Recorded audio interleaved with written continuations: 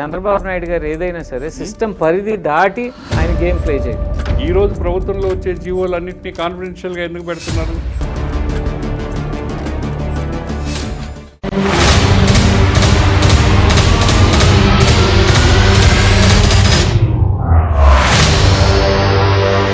మీరు గతంలో రాజీవ్ గాంధీ అన్నట్టు 100కి 20 పైసలు మాత్రమే 6 పైసలు ఆయన చెప్పినప్పుడు 20 పైసలు అనుకున్నాను. 6 పైసలు 6 పైసలు ఇప్పుడు 6 పైసలలో 5 పైసలకి వచ్చిందంటారా 2 పైసలకి వచ్చిందంటారా?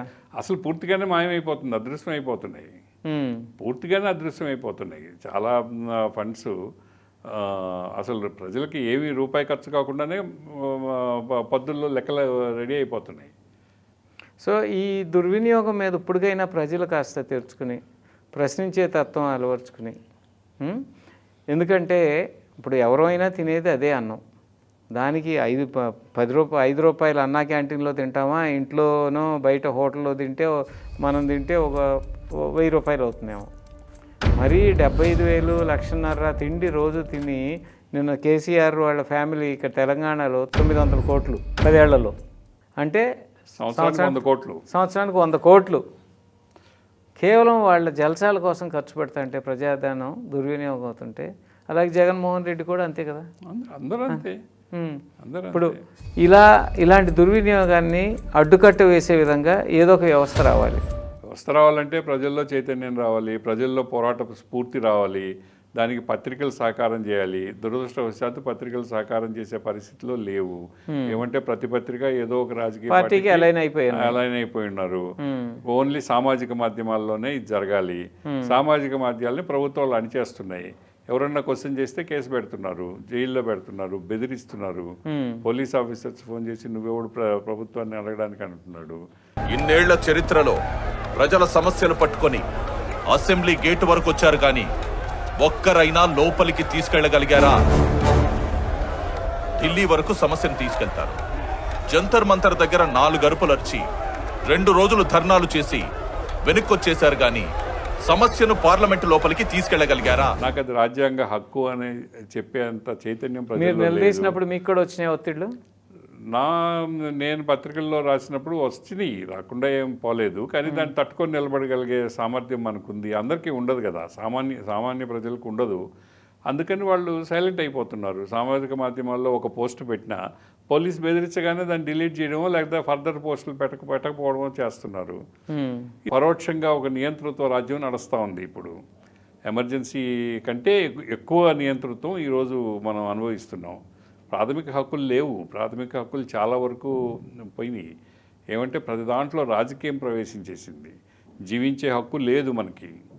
రోడ్డున పోతుంటే మా నెల్లూరులో అయితే ఏ గంజాయి తాగినోడు ఏ కత్తితో పొడుస్తాడో మనకు తెలియదు. ఆ కత్తితో పొడిచినోడు నన్ను ఎందుకు పొడుస్తున్నాడో వాడికి తెలియదు. వాడు మత్తులో ఉంటాడు. వాడికి ఏదో ఒక క్షణిక ఆవేశం అని పోలీసులు ఏదో చెప్తుంటారు. పోలీస్ వ్యవస్థ నేను ఏదో ఒక స్టేట్మెంట్ చూస్తే క్షణిక ఆవేశంలో చేశాడు అని రాశారు.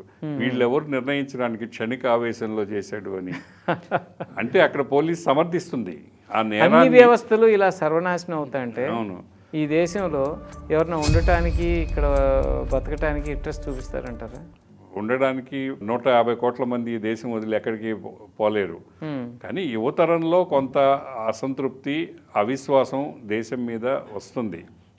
కొంతమంది ఈ సిస్టమ్ని వ్యతిరేకించి, పాత రోజుల్లో సిస్టమ్ని వ్యతిరేకిస్తే అడవుల్లోకి పోయి తుపాకులు పట్టేవాళ్ళు, లేదా రాజకీయ ఉద్యమాలు చేసేవాళ్ళు. ఇప్పుడు అవకాశం లేదు. సోషల్ మీడియాలో పోస్టులు పెట్టినా పోలీసులు వస్తున్నారు. కాబట్టి దేశం వదిలి వెళ్ళిపోదామనే ఆలోచన అయితే కొంతమందిలో, మైనర్ పార్ట్, వాళ్ళల్లో అయినా కూడా అవిశ్వాసం దేశం మీద కలిగింది. అంటే అది ప్రభుత్వం, ఈ తరం రాజకీయ నాయకులు గత 25-30 ఏళ్లుగా రాష్ట్రాన్ని, దేశాన్ని పరిపాలనలో, రాజకీయాల్లో ఉన్న ప్రతి నాయకుడు కూడా దాన్ని ఆలోచించాలి, ఆత్మవిమర్శ చేసుకోవాలి. అన్ని పార్టీల రాజకీయ నాయకులు కూడా మనం చేసిన రాజకీయంతో ఈ ప్రజాస్వామ్యం మీద, ప్రభుత్వం మీద, వ్యవస్థల మీద యువతరంలో ఎందుకు అవిశ్వాసం కలిగింది? వీళ్ళు ఎందుకు ఈ దేశంలో బతకలేము, మనం ఈ దేశంలో వ్యాపారం చేయలేము, ఈ దేశంలో ఉద్యోగం చేయలేము, చిన్నదైనా పోయి రష్యాలో అయినా పోయి ఉద్యోగం చేసుకుందామనే ఆలోచనకి ఎందుకు వస్తున్నారు? సో దీనికి బాధ్యత మందే కదా. దీన్ని కనీసం మనం తప్పు చేసాం, నెక్స్ట్ తరమైనా ఈ తప్పు చేయకుండా ఉండడానికి మనం క్షమాపణ చెప్పి మా వల్ల తప్పులు జరిగినాయి, మా వల్ల సిస్టమ్స్ చెడిపోయినాయి, ఎవరిని చెప్పమంటున్నారు క్షమాపణ? ఈ 30 ఏళ్ళు చేసిన అన్ని పార్టీ రాజకీయ నాయకులు చెప్పాలి. చెప్పించగలరా? చంద్రబాబు నాయుడు, రాజశేఖర్ రెడ్డి, వెంకయ్య నాయుడు, బివి రాఘవులు అందరూ చెప్పాలి.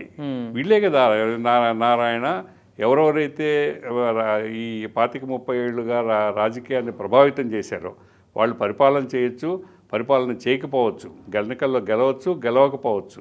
కానీ ఈ 25-30 ఏళ్ళుగా ఈ రాష్ట్రంలో ఎవరైతే ప్రభావం చూపించారో వాళ్ళందరూ బాధ్యులే. ఈ సిస్టమ్స్ పతనానికి ఈ నాయకులందరూ, ఈ రాజకీయ పార్టీలన్నీ బాధ్యత తీసుకోవాలి. తీసుకొని క్షమాపణ చెప్తే అట్లీస్ట్ వచ్చే తరం అయినా కూడా వాళ్ళు తప్పు చేశారు, మనం చేయకుండా ఉంటామన్న ఫీలింగ్ అన్నా ఉంటుంది.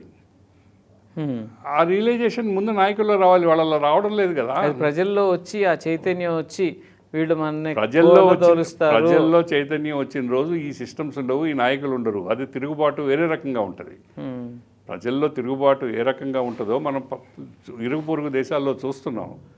శ్రీలంకలో ఏం జరిగిందో, నేపాల్లో ఏం జరిగిందో మనం చూసాం. సో అంత దూరం పరిస్థితి తెచ్చుకోకుండా ఉండాల్సిన బాధ్యత ఈ రాజకీయ నాయకులదే. ప్రజలు తిరుగుబాటు చేసి వీధుల్లోకి వచ్చే పరిస్థితి రాకముందే ఈ రాజకీయ నాయకుల్లో మన ఈ డిస్కషన్ ద్వారా కనీసం రాజకీయ నాయకులకు ఇప్పటికైనా కనువిప్పు కలిగి దుబారా ఖర్చులు వీళ్ళు చేసే ఈ ప్రజలకు తెలుస్తున్నాయి, దీంతో ఒక అసూయ ఏర్పడుతుంది ప్రజల్లో మన మీద అనేది ఒక ఆలోచన వాళ్ళలో క్రియేట్ అయితే కొంచెం వాళ్ళు సరిదిద్దుకుంటారని ఆశిద్దాం. వాస్తవ వేదిక ప్రతి గురువారం మీ తెలుగు వన్ న్యూస్లో.